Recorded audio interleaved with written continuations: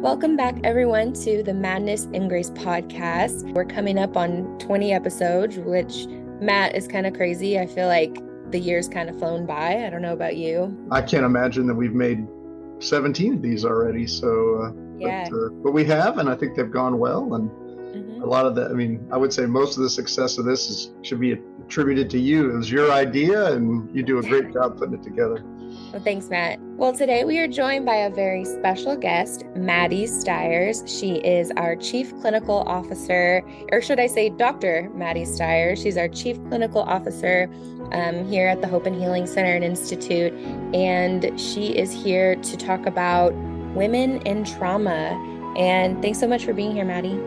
Yeah, of course. I'm excited to be on the podcast. Yeah, absolutely. Thanks for being with us, Maddie. Glad to have you here. And what many people don't know about you is that trauma is kind of one of your areas, and you did your doctoral work around women and trauma. So maybe just to kind of put us all on the same page, could you kind of define trauma for us, and then maybe give us an idea of kind of maybe short and long term of the psychological effects of trauma? Yeah, so I think the term trauma is used pretty widely. Our society has started kind of pick up on really incorporating mental health into kind of our entire health care. And you see that across all of like social media platforms and whatnot. So trauma is a word that we see popping up more and more, kind of used a little more freely.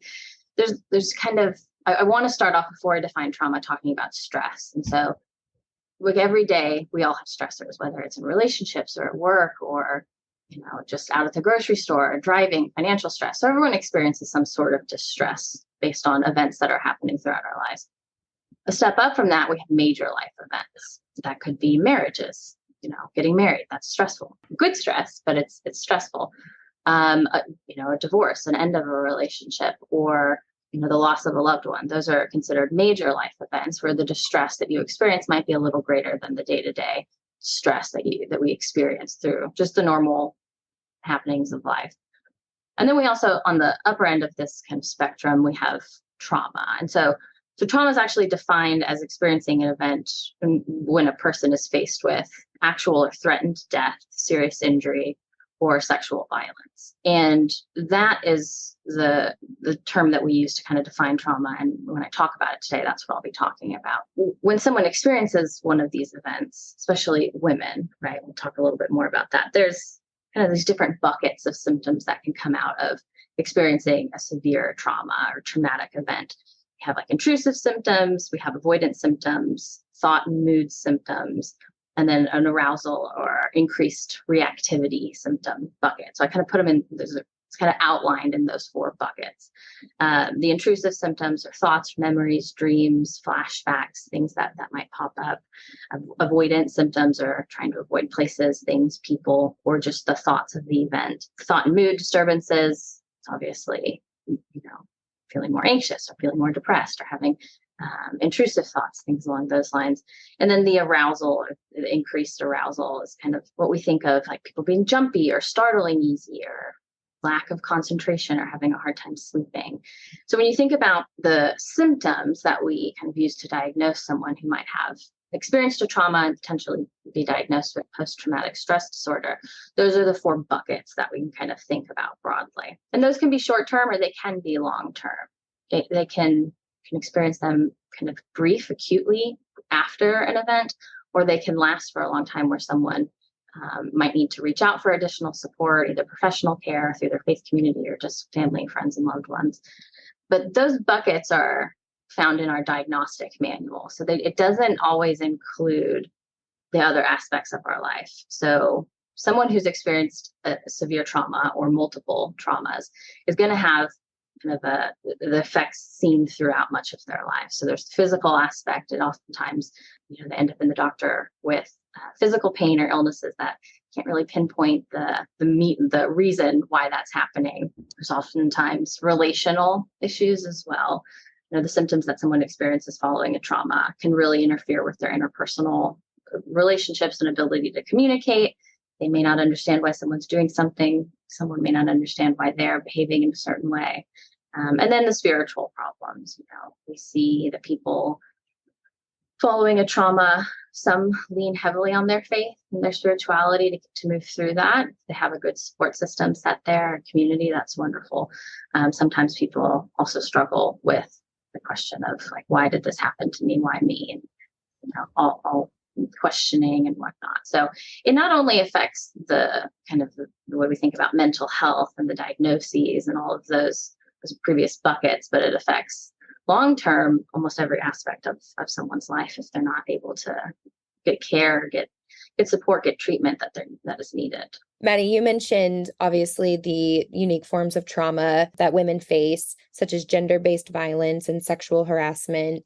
And how can we raise awareness about these issues and work towards, preventing them in society? I know preventing is like, well, can we prevent anything? But what can we do to prevent stuff like this from happening? Yeah, I think we've seen a lot of that in the last several decades, right? Like really the starting point is just having conversations and understanding how gender-based violence, what it is and how it happens and how historically it's been not a topic of conversation. We've seen the Me Too movement come about and that raised a lot of awareness. But I think, one thing to point out is gender-based violence does happen. It is a thing. Men can be victims of sexual, physical violence as well.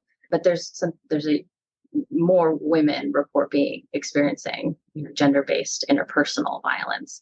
Actually, globally, 1 out of 3 women will experience an interpersonal trauma or violence at some point in their life. So 1 out of every 3 women will have that experience at some point from 16 and older. So that's not including adverse childhood experiences.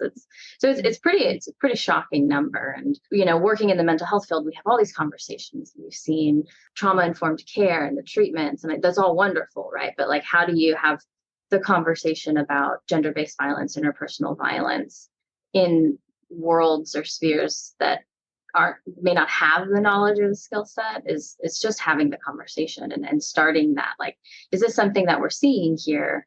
Do we need support? What would that support be? And if they're not sure, reaching out to organizations or agencies like the Hope and Healing Center to say, hey, like the space that we're in needs some support. Like, what training can we get? Yeah, ultimately, like you said, I'm not sure if we can prevent the traumas from happening, but we can be proactive in understanding how we support people as they find themselves in the aftermath of a trauma. I feel like anytime Matt and I talk about anything, we always say the first step is just to start talking about it, which seems like really obvious, but it's not that obvious when you're put, in the situation. So that kind of message is really sprinkled throughout the show and especially here. And Maddie, you briefly mentioned trauma-informed care, and trauma-informed care is essential for helping women recover from traumatic experiences. What are the key principles of trauma-informed care, and how can individuals and institutions implement these principles to better support women who have experienced trauma? Mm-hmm. Yeah, so there's some key points to trauma-informed care. So I think SAMHSA has identified some areas of it. So it's creating a sense of safety, helping to create a sense of safety, offering transparency and what's going on, like what services are being offered, what that person is engaging in, providing peer support, working collaboratively with the individuals that you're serving, fostering empowerment, really helping people to understand that they have power and can take control of their lives. And then understanding how cultural biases and cultural nuances play into the populations that you're working with. So I think when we think about trauma-informed care, at least when I think about it as a mental health care provider, I think about it in my space, in my realm of healthcare, mental health care. And really, we're seeing it kind of spread into, schools and businesses and, organizations that don't focus primarily on mental health. And what does that look like? And it's a challenge because if you're trying to deliver a service or teach a class, like that's your primary goal, that's what you're working towards. But to then take into consideration, how am I engaging with these people? Am I hitting all these points to make sure that I'm not re-traumatizing someone, or that I'm aware that there's probably people in this space that have experienced a trauma and maybe dealing with the symptoms in the aftermath. So it can be a challenge. And I think it's, again, something just having the conversation. Like if you're seeing like, hey, we're like at a, in a church, like, hey, we have people showing up that are really struggling with some stuff and some experiences that they've had. Like, I have no idea how to handle these people as they walk in. What should I do? Having that conversation and recognizing it's fine if you don't know how to handle it, if you don't know what to do. Mental health care providers spend years in school and researching and training to be able to handle and manage these situations. And part of the trauma-informed care is just knowing what trauma responses and trauma looks like in someone after the fact. So you can appropriately get them the referrals and get them the resources and get them to the place if you don't have that set up to be able to help them navigate whatever system it is that they're in a more efficient and, I guess, safe manner. Well, you mentioned faith earlier in your comments. Can you give us an idea of how do women who've been traumatized use their faith as a supportive factor, or maybe just the opposite? Can it be kind of a negative? But what can we do to kind of encourage a person in their faith? Yeah. So again, there's different ways to think about using faith in the aftermath of trauma. Obviously, there's, like, again, I keep saying my sphere, the mental health world, right? Like incorporating that into practice, understanding, the clients that you're working with and how much they're wanting to talk about their beliefs and how much support they're needing and how can you, walk with them in that journey, maybe helping, not telling them what to do or telling them certain things, but helping them understand where they're at in their faith journey. Because some women who have experienced an interpersonal violence, this traumatic event, do lean really heavily on their faith community, especially if they're really plugged in, on their relationship with God, their spirituality, what that connection does for them and helps them find some resolve or peace or just comfort in the pain. And I think that we do see that happening. And some women struggle with their faith, their spirituality after, the big question is, why me? Why did God let this happen to me?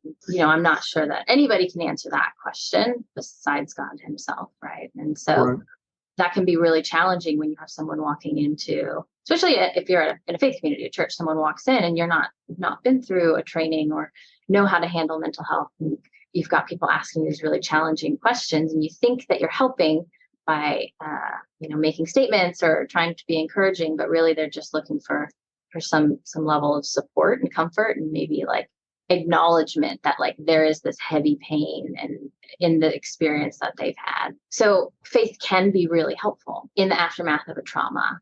If the person who's walking with this, if the person offering support, the faith community leader or whoever, the layperson in the church, has an understanding of what is happening with this person and can say, okay, I understand that what trauma is and how this person is responding to it.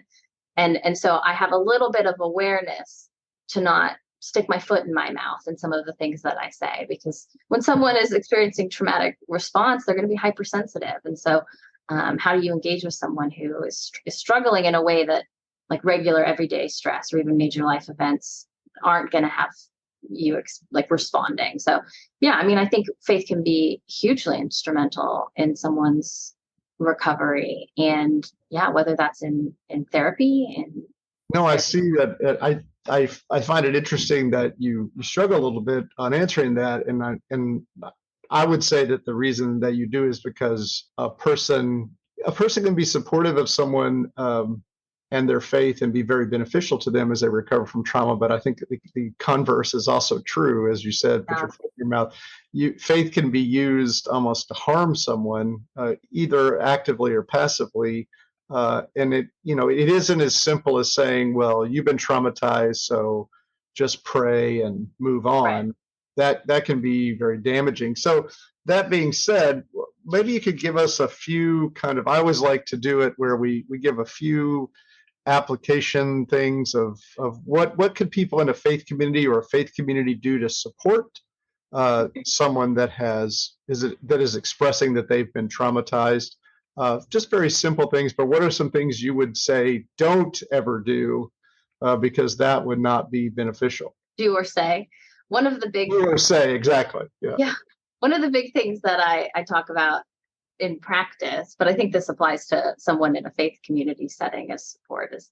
And this, some of us believe everything happens for a reason, right? Like that is oftentimes people's belief, and it's not everyone's. And so to say that to someone who's just been raped or experienced a really violent interaction, they may find comfort in that.